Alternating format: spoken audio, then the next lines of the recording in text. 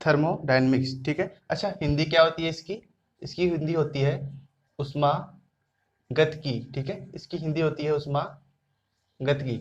तो नाम से ही क्लियर है, ठीक है। थर्मोडायनेमिक्स, यहाँ पे कितने वर्ड हैं? 2 वर्ड है, थर्मो और क्या है? डायनेमिक्स।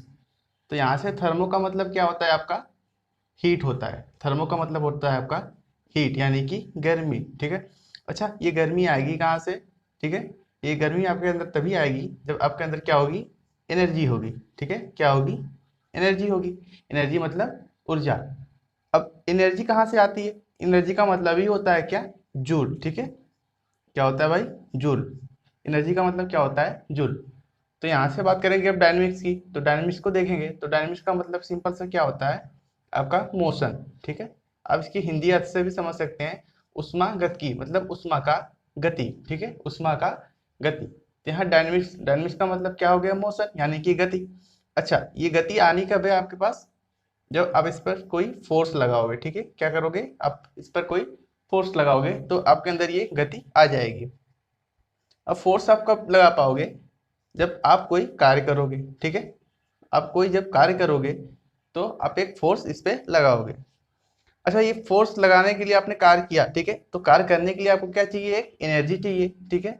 कार्य करने के लिए आपको क्या चाहिए? एक एनर्जी चाहिए। और एनर्जी का मतलब ही होता है क्या? जूल, ठीक है। एनर्जी का मतलब ही क्या होता है? जूल।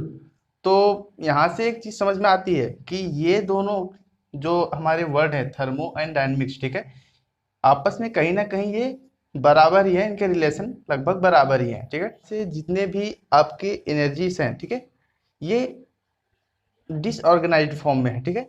डिसऑर्गेनाइज्ड फॉर्म है, उसको हमने एक ऑर्गेनाइज्ड फॉर्म में कन्वर्ट कर दिया, ठीक है। तो सिंपल सा मतलब क्या हो जाएगा कि थर्मोडायनेमिक्स किसे कहते हैं?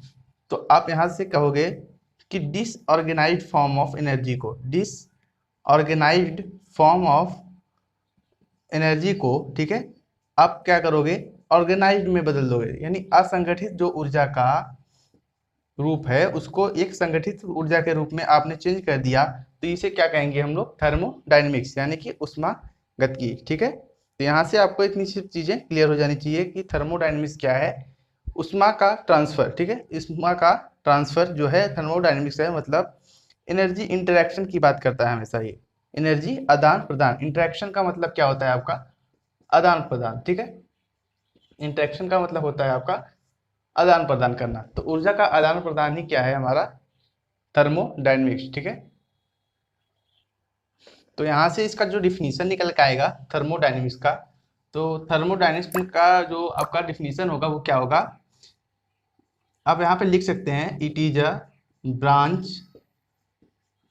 ऑफ साइंस विच डील्स, ठीक, which deals with energy interaction, ठीक है। ये क्या है? साइंस का एक ब्रांच है जो एनर्जी इंटरेक्शन के साथ डील करता है, ठीक है। तो यहाँ से थर्मोडायनेमिक्स का डिफिनीशन आपको क्लियर हो गया कि थर्मोडायनेमिक्स क्या है, ठीक है। तो यहाँ से आप इसके कुछ लॉस होते हैं, जैसे थर्मोडायनेमिक्स के कुछ लॉस होते हैं, जैसे यहाँ पे जीरोथ लॉ है, आपका फर्स्ट लॉ है, सेकेंड लॉ है, थर्ड लॉ है, ठीक है।